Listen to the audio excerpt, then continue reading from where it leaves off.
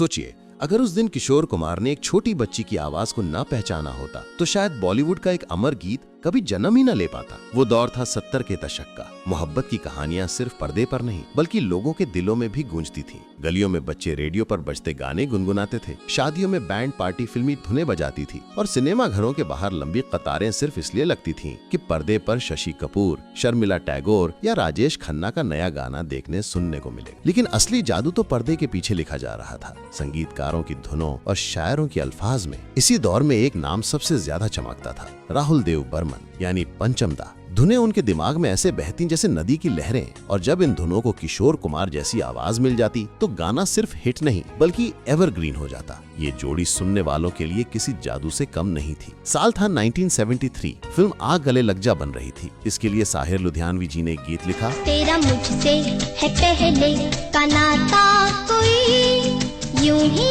नहीं दिल लुभाता कोई। इस गीत के 2 वर्जन बनने थे। एक वर्जन शशि कपूर और शर्मिला टैगोर पर फिल्माया जाना था, जिसे किशोर दा ने अपनी आवाज दी, लेकिन दूसरा वर्जन बाप बेटे के रिश्ते पर था, शशि कपूर और उनके बेटे मास्टर टीटो के लिए। यहीं से कहानी शुरू होती है। रिकॉर्डिंग से पहले जरूरत थी एक डमी सिंगर की, ताकि असली गायक उस पर अपनी आवाज बिठा सके। पंचम दा ने इसके लिए एक नन्ही बच्ची को बुलाया। नाम था सुषमा श्रेष्ठ। उस वक्त वो सिर्फ 10 साल की थी। सोची जरा, बड़ा स्टूडियो, सामने माइक, चारों ओर वाद्यंत्रों की आवाज और बीच में खड़ी एक मासूम बच्ची। जब सुषमा ने अपनी मासूमियत से भरी आवाज में गाना शुरू किया, तेरा मुझसे है पहले का नाता, कोई यूं ही नहीं दिल लुभाता कोई। तो माहौल जैसे थमसा गया, वादक रुक गए। इंजीनियर ने हैरानी से कांच के पार झांका और किशोर दा, जो वहीं पास खड़े थे, ध्यान से सुनते रहे। कुछ सेकंड बाद किशोर दा ने जोर से हंसते हुए कहा, पंचम, डमी वमी कुछ नहीं, अब ये गाना यही बच्ची गाएगी, ओके कर दो।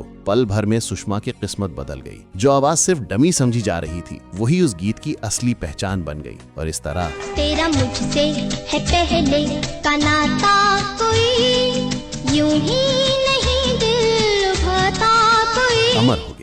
जब ये गाना रिलीज हुआ तो सिनेमा घरों में दर्शकों की आंखें नम हो जाती। बाप बेटे का रिश्ता स्क्रीन पर दिखता था, लेकिन असली रिश्ता तो आवाज ने बनाया। सुषमा की मासूमियत और किशोर दा की गहराई मिलकर दर्शकों को रुला देती। ये गाना सिर्फ हिट नहीं बल्कि इतिहास बन गया। लेकिन कहानी यही खत्म नहीं होती। वक्त के साथ सुषमा ने अपना नाम बदलकर पूर्णिमा रखा और यहीं से शुरू हुआ उनका सुनहरा सफर। 90s के दशक में उन्होंने कई हिट गानों से घर घर में अपनी पहचान बनाई। सोना कितना सोना है,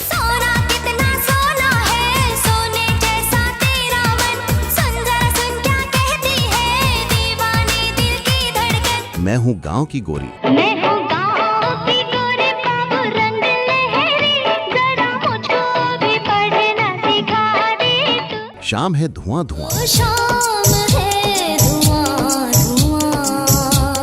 ये सभी गाने उनकी आवाज के बिना अधूरे लगते हैं। आज भी इन गानों पर लोग झूम उठते हैं, लेकिन सच्चाई यही है कि उनके करियर का सबसे बड़ा टर्निंग पॉइंट वही मासूम डमी रिकॉर्डिंग थी। अगर किशोर दा उस दिन ध्यान ना देते, अगर पंचम दा भरोसा ना जताते, तो शायद बॉलीवुड एक जादुई आवाज से वंचित रह जाता। दोस्तों, इस गाने को सुनते हुए आज भी हमें सिर्फ एक रोमांटिक धुन नहीं मिलती। इसमें बाप बेटे का प्यार भी है, दोस्ती की डोर भी है और सबसे बढ़कर एक मासूम बच्ची की मासूमियत है, जिसने हमें सिखाया कि रिश्ते खून से नहीं दिल से बनते हैं। कभी कभी एक पल, एक भरोसा किसी की पूरी जिंदगी बदल देता है, और यही पल सुषमा श्रेष्ठ को हमेशा हमेशा के लिए अमर कर गया। तो दोस्तों, अब आप बताइए, तेरा मुझसे है पहले का नाता कोई का कौन सा वर्जन आपके दिल को ज्यादा छूता है? किशोर दा का रोमांटिक अंदाज या सुषमा जी की मासूमियत भरी आवाज? कमेंट बॉक्स में जरूर लिखिएगा। और अगर आपको ये कहानी अच्छी लगी हो तो वीडियो को लाइक कीजिए, शेयर कीजिए और चैनल को सब्सक्राइब करना बिल्कुल ना भूलें।